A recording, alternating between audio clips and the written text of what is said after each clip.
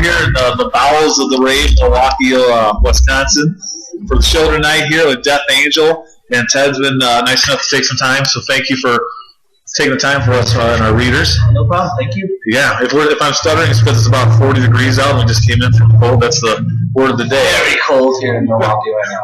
But it'll get heated up later, no doubt about it, because the dream calls for blood. You guys must be getting things praise just heaped on you left and right for this album, and should. Yeah, I mean, we were surprised, with the the reviews from the press, the reactions from the fans. I mean, we loved the record when we put it out there. I mean, we knew it was a good record, but we didn't think we'd get. We were just surprised by all the reaction.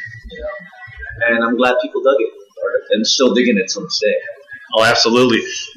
You are obviously it's all you guys. But what part of it speaks to you the most, or this is the part I just dig or I crave the most? About the album? Yeah. I think everything. I think lyrically it speaks the most to me. The music is great, but I think Mark's lyrics on this one is just, when you hear it and the way he sings it, you go, yeah, I know what you're talking about. So lyrically, he's gone through a lot of stuff. I think we all have during the 3-year cycle of relentless retribution. We've been through our ups and downs, so that's what basically the record's about. The dream calls for blood. I mean, the dream. Everyone has a dream in life, whether they want to be somebody like a doctor, lawyer, whatnot, a musician, an actor, and the blood is the consequences and sacrifices you have to go through to get to that dream, and that's what we're doing. Excellent. So, yeah, it's an awesome record. I love it, and we play a lot of songs from that album, so we're proud of it. Good, yeah. Sometimes, not that the album, the cover art is the most important thing, because it's not, but when you have an album that has the cover art that you guys have for it, which I would say is one of the top 10 heavy metal album covers ever. Thanks. Oh, but it just, when you guys came up with the music, did it theme with what the visual was on accident? Was it just like a perfect storm? Because it has that dark, oppressive, biting, mean spirit to it. And God, that visual is just haunting. It's kind of like a perfect storm in a way. Because the Dream Calls for Blood, it was like, if you see the cover, it's like wolves in the snow. Yeah. And a lot of that was pretty much written in the winter. Okay. So it's like, it was weird. It wasn't planned that way. I mean, we wrote some of it on the road, but the bulk of it, tightening up, refining the songs that we've written on the road and writing new ones, it's all done in the winter of 2013. So it's just like coincidence. And the artist, he knows our style, he knows what we're writing. So it was just plenty. Yeah. Is that Brent Elliott White? Yeah, Brent Elliott White. Relentless, and he did this one. I mean, he did a great job. I mean, even Relentless, when you see the album cover, you go, man, that's a bad album cover. And the music fits the album cover. Relentless fits that, and the dream fits. Absolutely. One of the songs I like best lyrically, I love the song. Well, I love the song in general. Is Succubus. That is incredible. And for those that don't know out there, you got to listen to heavy metal. You're gonna get smarter, because that's the whole female demon coming to get you in the middle of the night, right? Well, I mean, it can be that. It's pretty much pretty much ambiguous in a way. It's about being in a pretty much a dead-end relationship. Okay. It could be from a female's perspective or a male perspective. But since Mark wrote it, it's like being in a dead-end relationship too long when you should have cut it off like either a year ago or a day ago or whatnot. So it's a great song. I like it lyrically. It's like pretty heartfelt. Yeah. And I guess Mark went through some shit, but he expresses it in his lyric writing. So when I hear that song and I read his lyrics, I don't need to ask him how it gets written. I love how that song, if I'm using the wrong musical term, forgive me because I'm just not a musician, but it kind of crescendos and then it gets higher pitched and higher pitched, almost at like that point of desperation. That it's just almost like, it's like someone being kind of choked. Now, is that something that you as musicians do, or is that something that a producer hears and says, I can tweak and make it better? Because to me, that kind of thing makes a good album great. Yeah, I mean, with that song, basically, it was all Mark, and then usually with Jason Succubus, he'll listen to it and go, get a little more intense right there.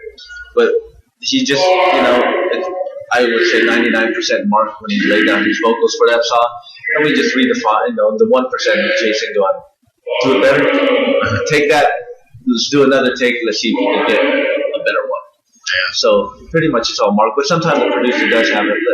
There's a few songs on the record where Jason really pushed everyone to go, try something like this, let's try this. Sometimes that works, or sometimes trying that makes you go, the original way is better. Okay. Sometimes you got to try something, No, it's however it came about. It came about in an incredible way. That's a really, really, really good song. It's very intense. Mm-hmm. When we play it, it's like, the whole vibe of it, can't help but sing to it. Yeah, oh yeah. So it's cool. Absolutely. Another song that's a great song, and I think I saw this, and I don't know which guitar brand it is, but it was you and Rob. You're both sitting there on EMGTV. That's what it is. Yeah. And it has like 120,000 views already, wow. And it's you guys just sitting there jamming. Yeah. And I thought, wow, that's fantastic. What is the chemistry like between you two as musicians? Oh, it's great. I mean, Rob's the main songwriter. He writes everything. So what we normally do with everyone, when Rob has a song, the way we approach it individually, Will, Damien, and us, is when Rob writes something, he has a vision. So he goes, here's how I hear it. So we jam on it for a while, a couple of times, then Rob's really open to go, for us to go, that riff, you can extend it a little more. How about tweaking it out here? Or sometimes Damien would do a bass line where it triggers Rob to go, I'm going to change it a little bit. But, pretty much when Rob has a vision on the song, we hear it out, we jam on it, then we do tweaks along the way, whether Will wants to do something different with the beat or not. But the chemistry between me and Rob is cool. Yeah. I kind of know what he's after, and he kind of knows where I'm going when I suggest something. But on stage, it's cool, especially on stage, because sometimes, sometimes we cross the stage, and Rob knows, like, when he's on my side of the stage, I go to his side of the stage, and when it's time for him to do a solo, I hit a solo boost. All right, so you don't have to worry about it, and then when he comes off the solo, I just turn it off. It's kind of like you guys are, it's almost like musicians, or athletes, basketball players that play, for a long time. You can pass to someone, I don't even need to know where you're at. Yeah. I know you're going to be there. Yeah. It's like you see it from a peripheral vision, or you just kind of know that. Speaking of basketball, Rob and Damon, they're on this basketball thing right now, because the Warriors are killing it. So we always kind of talk about our band in the basketball sense, like, man, that was a cool show, man. I mean, sometimes we'll have our off nights where it just sounds weird on stage, but we know we're playing good. Sometimes we come on stage and go, you know what? We won by close. We won by 1 point. At least we won. And some nights we were like, dude, we were just slam dunking every night. That's awesome. So we use basketball references. Cool. But getting back at me and Rob, having to jam with him for like going on 14 years now. It's I know his vision. We get as guitar players, I kind of know where he's going, and he kind of knows where I'm going in a certain sense. Yeah. But on stage, it's fun when we jam with him, because we know, like, it's like playing basketball. Oh, okay, dude, you're shooting the hoop. I'll assist you over here on the side. Yeah, good deal. Yeah. When you guys, speaking of being on stage, when you guys, your music is so precise and so technical and so complex, how do you stay that tight when you're on stage, but also stay with the crowd? That's got to be a hard thing to balance. It is hard. I'm not going to lie and say it's easy. It's hard. There's some parts of songs where it's a lot easier to play, where you can just rock out. And there's some parts where we could still rock out, but, there's a lot of technical things. You don't want to slap out on that, especially everything, But, sometimes, depending on the crowd or depending on the sound or the vibe of that night, sometimes you just go in autopilot. Because we play every night, and, we rehearse all the time, and we're playing even when we're on the bus, warm up. You just get into that autopilot mode, and it just... Sometimes you realize, just play that right, you're just rocking out. Yeah. But, we've been doing it for quite a while, and we just, we let the music take over. Of course, you practice, and, you can be in your rehearsal room every day, but the real test is being on the road, playing with people, and just because you can be in the rehearsal room. Yeah, you're getting tight, but sometimes when you get on stage, it's a totally different environment. You got to adjust to the sound, you got to adjust to the crowd, and moving around. So after doing that for so long, touring for so long, you just get so used to it. Okay. So I got to ask you this because as a fan, I always think Friday night shows and Saturday night shows, it's just a different vibe as a fan. Is it that way as a musician? Because like I said, you guys are playing 3, 4, sometimes 5 times a week, and you're gonna put out whatever. You got to put out a great effort every night. I get that, but is there something special about Friday or Saturday weekend type of vibe? Yeah, it does. Because it's Friday, Saturday. Everyone's getting off work. No one works on Saturdays. Usually Fridays, I can't wait to get off work to start the weekend. People come out to shows. And Saturdays, people are like, dude, this is something on Saturday. Yeah. But there's times where sometimes a Monday and Tuesday would surprise us, and there's a certain time where everyone's coming out and raging, and it feels like a Friday night. Okay. So, but yeah, we kind of look at it like, well, should be a good one tonight. It's Friday night. Just want to get out. Just like, if you're working Monday through Friday, like, I can't wait. It's Friday. I'm going to go out and go to a show. Amen. Yeah. So, yeah. But there's some nights on the road where Monday or Tuesday nights just really blows away because everyone came out. You just don't know. You take each day. But Friday and Saturday nights are pretty special because it's the weekend. Yeah, absolutely. Now you've been on tour a lot. Obviously, you've worked with and been around stellar musicians like yourself for so long. When you look back on it, if you ever have time to reflect, do you ever sit back and think, God, man, I played with him and I learned this from him and we jammed here? Who are like the 3, 4, 5, whatever that you're like, they just... I do look back and it's good memories, It's memories no one can take away from me, One of the highlights of, being in that thing was when a few years ago, we did a tour with Anthrax and Testament. We did 3 legs, and I think on the second leg of that tour, Scotty Ian got sick. He didn't make it to a couple of shows that me and Rob filled it. Oh yeah. So, just going up there, and I'm a fan of Anthrax. I've been seeing them back in the '80s. And, I followed them through the years, and having to go up there with no rehearsal. It's just like, dude, you know the song? Yeah, I know the songs. Oh, me and Rob did 3 songs each, and they played the rest as a 4-piece. Just going up there playing songs like Medusa, you're like, oh, this is true. And just basically touring and playing shows with bands that I grew up with. We played with Metallica like twice at the Fillmore. Just having to do that and just touring. We toured with Creator and Exodus and just playing the festivals with a lot of bands that you get to see all in one. So it's a great experience. And I look back at it fondly. And meeting, your idols and peers, it's just awesome. I still fanboy out every night. Yeah. Like Max and me were on this tour. I was telling them, I saw you guys, New Titans on the Block, 1990.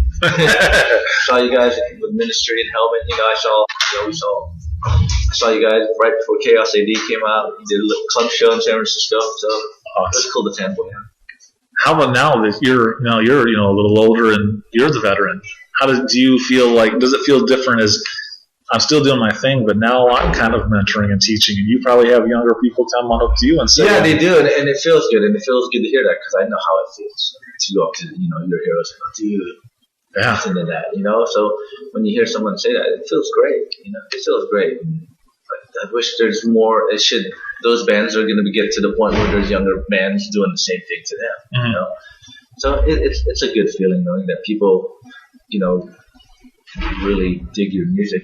And that you help create music, and people dig it. It's a great feeling, because I know that feeling. I know feeling on both ends. To help create music people love, and you're a music fan, like, oh, I love what you created. So it's awesome. Music is just a great thing to have in life. Good music helps you forget about things, and it also helps you remember things. That's a good thing about it. Amen. Speaking of great music, tonight, The Dream Calls for Blood. We're going to hear a ton off of that. Yeah. Can't wait. I'm sure there's a couple classics that are going to be thrown in there as well. Yeah, a couple here and there. Very good. It's got a basketball fan there, so you were excited when Steph Curry had come back from 20 the other night, huh? Well, I'm not. I know Rob is he's been a Warriors fan since '74. Mm-hmm. So, and I'm not really a sports fan, but every time when there's sports going on during the tour, like right now, Rob and Damien are like check out the Warriors, I'll check it out. And it's great to see a hometown team getting up there, and it's good to see my bandmates going crazy. Yeah, that excitement. You know, right now it's basketball, and there's times on the tour where 49ers were happening, and Will, our drummer, is like, gotta watch it. And I'll support everyone. You know, I like that. I'll support them. Yeah. But right now, I saw that crazy shot Stephen Curry did at the end. Because I was hanging out, and I was, you know, of course, we were in Columbus, Ohio, and there was TVs everywhere about the game. I was watching it with a cousin. I was like, they're going to lose, dude. Let's just go. They're going to lose. And all of a sudden, that shot, I saw the instant replay. Curry made that shot. I was like, oh, my God. Took it to overtime, and the Warriors took it. It was just like that's a game you need to see in the playoffs, that type of game. Yeah. So, I hope the Warriors take it because it's a hometown team, and it gets my guys happy. All right. Well, Milwaukee here tonight. Basketball-wise, Milwaukee's probably going to lose tonight, I'm sorry to say, to the Bulls, and they're going to move on, and maybe we'll have a Bulls versus Golden State. Yeah. But no matter that, we're here to rock out tonight. The Rave, Milwaukee. Ted's with us. Thank you again for all your time. Thank you. And thanks for the